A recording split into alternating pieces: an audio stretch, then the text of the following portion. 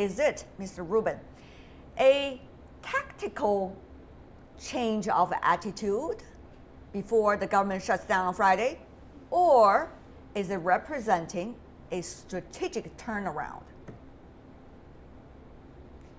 Well, it's great to be with you. And the wall in and of itself is always a bad idea that has not gained the kind of popular support that it needs to get support in Congress to get the funding to build it. And so we're seeing that right now at this moment, when the government funding for the current fiscal year will end by the weekend, that President Trump has very little leverage to force Congress to support funding for the wall in the current budget, that is.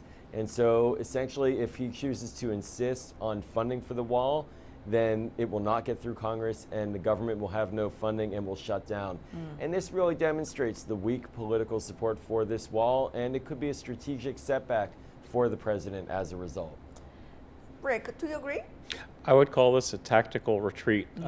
There's some issues in which the president has reversed himself, like China, like the future of NATO. This one, he still believes in what he said during the campaign. He still believes in a great, great wall on the Mexican border. However, he doesn't have the votes to get this done, and he does not want to see the government shut down on his 100th day in office. That would be a disastrous way to end 100 days. So I think it's a tactical retreat, and he's trying to develop a strategy. The problem is that it's a long shot for him to get the popular support for the wall. He's going to have to be very skillful politically to get the votes to get money to pay for the wall. Well, you guys, I mean, one is coming from the earlier Democrat administration. The other is a liberal journalist. Of course, you are against him. But what about most of the Americans?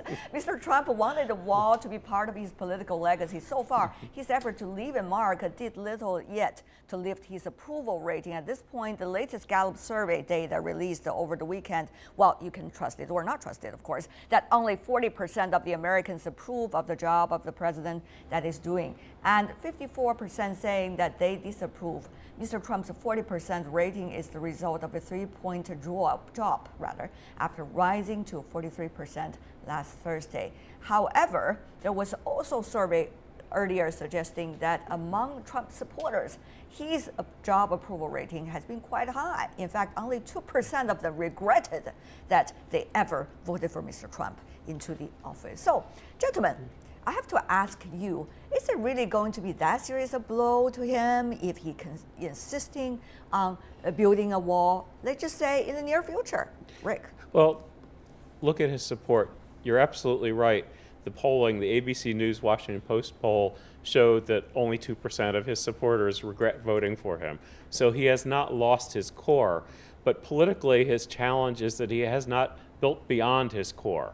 He has the support of the people who voted for him, but to get this passed, he's going to have to get support from independents. He's going to have to maintain the support of Republicans. I mean, I was the bureau chief for a newspaper in Texas, and the Texas Republicans who are near the border, and the one who represents the border is against building the wall. So he has challenges within his own party, moderate Republicans from the Northeast and from the West, and even conservatives along the border don't want a wall. So he has to figure out how he gets the political support. It's not as easy as, say, some of the immigration policy. If he was favoring border enforcement, more money for securing the border, he might have wider support. That actually is an interesting point, isn't it, Mr. Rubin? Some have been suggesting that is exactly the strategy Mr. Trump, according to his art of strategy, he's been practicing, which is to ask for a bold project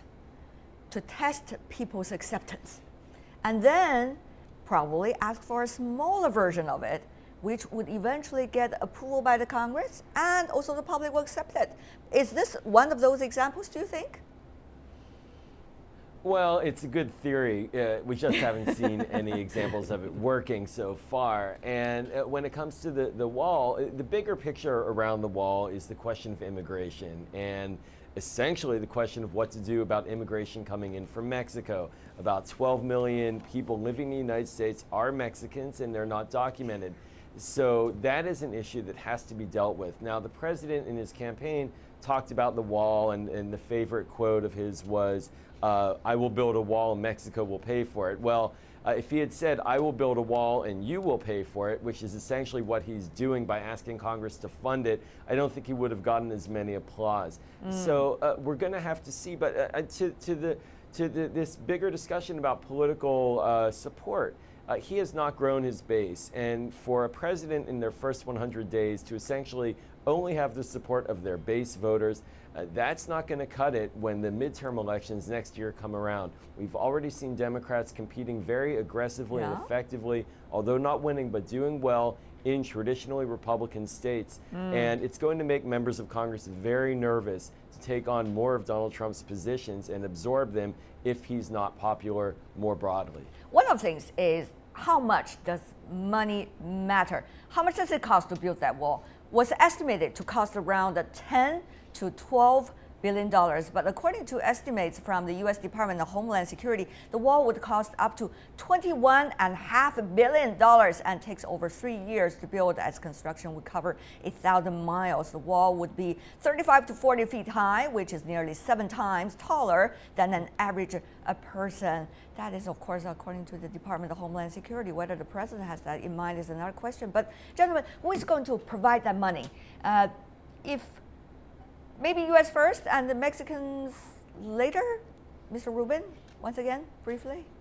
I have to say, I don't see any mechanism available right now that we have at our disposal, the United States does, to compel Mexico to pay for this wall. And if we were to begin a trade war or damage Mexico-U.S. relations further, it's not clear that that would get the money either. And this is a problem. Mexico is the third largest trading partner with the United States.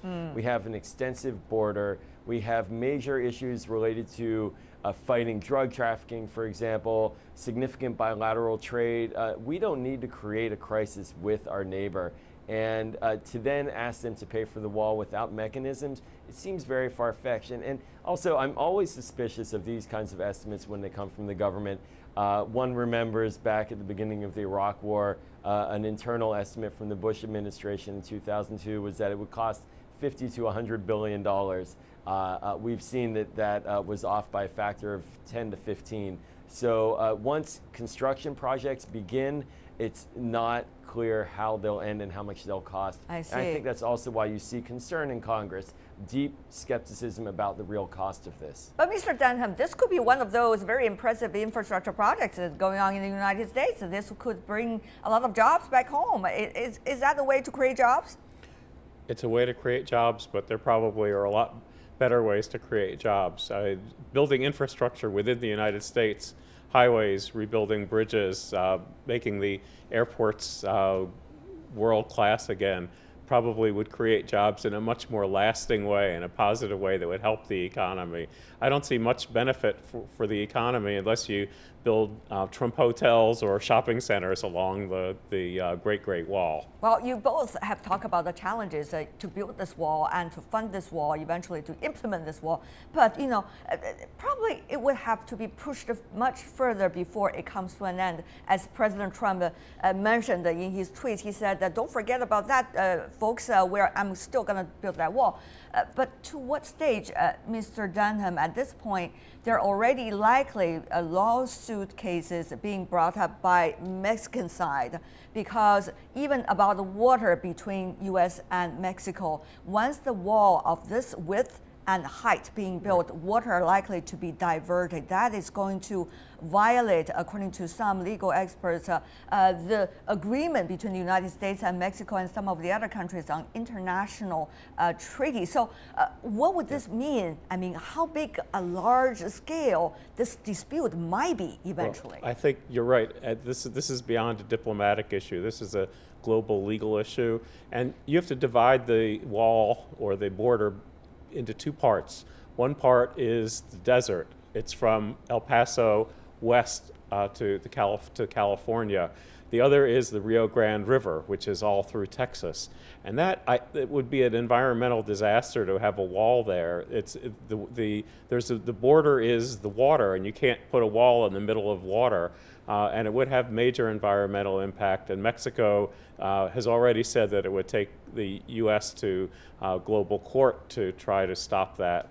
So I think that is really an issue. Also, the area in the sand is much easier to build a wall, and so I think what you're more likely to see is the administration and Republicans will concentrate on a few areas near El Paso, near some of the population centers in Arizona and California and in far west Texas, rather than having a wall all the way down the Rio Grande River. But you know, Mr. Rubin, at the very beginning of the campaign until now, President Trump has been very focusing on a way of bilaterally doing things rather than multilateral. So is this going to be, even between the U.S. and Mexico, it seems that it's going to involve multilateral treaties and international accords, a test for that strategy, focusing on bilateral and America first, Mr. Rubin? Well, to get at the core issue, which is the border, which is one that is traversed by tens of thousands of Mexicans, and there is deep concern in the United States about illegal immigration, and that will not go away. This is going to require direct discussion between the United States and Mexico on how to secure that border in a way that is preventing illegal immigration and maintaining safety and security, and also getting at some of these deeper rooted issues related to U.S. immigration policy and what Mexico is doing to grow its economy, to keep people in Mexico. There's a lot of issues here, and it will require bilateral discussions. But once it touches into these multilateral legal regimes, one can see an analogy to what's happening right now with the visa ban, known as the Muslim ban, that the Trump administration put forward. It's now tied up in the courts. The courts are not letting it go through. And one could see similar situations happen as well legally in some of these multilateral frameworks. I would say that for the Trump administration, if they want to really get at the question of border security, they will have a lot of allies in the Congress on the Democratic side as well as in Mexico.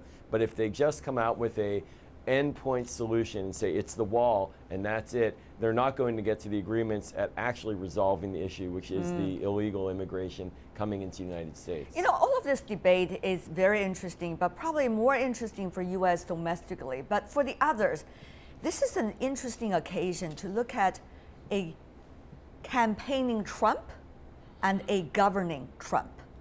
Are we seeing already clear signs of President Trump sidelined from his earlier promises, whether on wall or some of the other things? Is that likely to be a trend? Is that going to be a Trump coming back to the traditional way of governing as any previous U.S. president? Mr. Rubin, I want you to go first before I get Mr. Dunham to jump in. Sure. No, I don't quite know if one could say it will be a traditional return to some type of traditional American governance approach. I think much of the pronouncements, many of the pronouncements that President Trump made on the campaign trail related to America first in terms of foreign affairs, he has attempted to enact certainly our military posture in the Middle East related to the fight against ISIS, pulling back from promoting human rights, a budget request going forward to Congress, cutting the State Department by nearly 30%. There is an attempt to implement that vision, but as it continues to get tied up in the courts and in the Congress and with lack of political support, it's not clear that a traditional pivot will then become the approach. It may just fall flat. They certainly, in the Trump administration right now, are still trying to figure out, from a foreign policy perspective, who really is in charge. Is it Rex Tillerson? Is it the White House advisor Jared Kushner? Is it the National Security Advisor? What's the team doing together? That has not been clarified, and at this stage, it's not clear that it's going to be a traditional policy as much as a we're not certain what's next policy. The infighting is still going on, but while that infighting is going on, we are seeing signs, for example, President Trump walk back from his earlier campaign rhetorics about relationship with the NATO. with Europe, for example. Also about whether U.S. troops should be sent to Afghanistan. There should be bigger role of U.S. Fighting ISIS. Also concerning China as well, or whether currency manipulator or some of the trade issues. And then there's also, we have seen on this specific border wall, even though it could be temporary. So, Mr. Dunham, what do you think? The governing Trump, the campaigning Trump? Well, I think two things have changed. One is he's learned that the powers of the president, while massive, are not absolute, and he's run into problems, checks and balances with the courts and with the Congress, that he can't just order it and it will happen. The other is that he's realizing to govern that the world is much more complicated than it was during his campaign with his rhetoric. And so on Russia he's changed, on China he's changed, on Turkey he's changed, on Syria. And I don't think those are necessarily flip-flops. In those cases, he's learning how to deal with reality. And he doesn't have it down yet, but you can see it's evolving. And we can only hope that he is governed by what's best for the world rather than saying, I said it in the campaign, so I have to do it.